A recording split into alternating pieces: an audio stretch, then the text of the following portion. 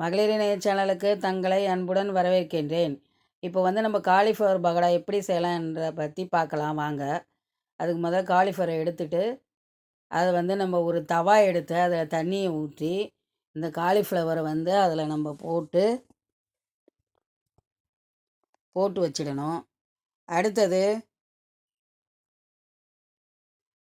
ஸ்டவ்வை பற்ற வச்சு அதில் நம்ம காலிஃப்ளவரை எடுத்து மூடி போட்டு வேக வச்சுருவோம். இது ஒரு 10 நிமிஷத்தில் வெந்துடும்.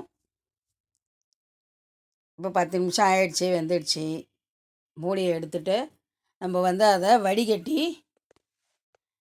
வச்சுப்போம். இதுமாரி தொட்டு பார்த்தோம்னா இது அமுங்கும்.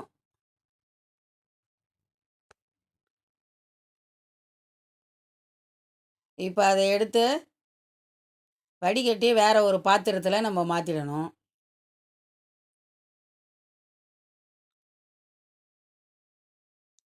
இப்போ அதில் அரிசி மாவு ஒரு 2½ ஸ்பூன், கடல மாவு ஒரு 3 ஸ்பூன், மிளகாத்தூள் 1 ஸ்பூன்,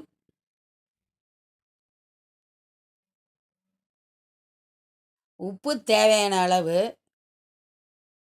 பூண்டு பெருஞ்சீரகம் தேவையான அளவு,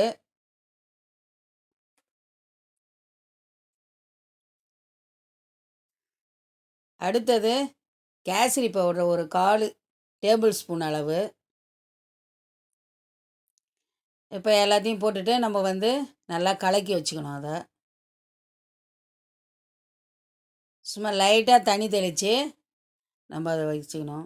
இப்போ அடுப்பில் தவாவை வைத்து அதில் எண்ணெய் ஊற்றி கொஞ்சம் போட்டு நான் டெஸ்ட் பண்ணிட்டேன். இப்போ மீதி எல்லாத்தையும் இப்போ அதில் போடுறேன். இது காலிஃப்ளவர் பகோடா மிகவும் மிருதுவாக இருக்கும். ஒரு 10 நிமிஷத்தில் இது வெந்துடுச்சு பாருங்கள்.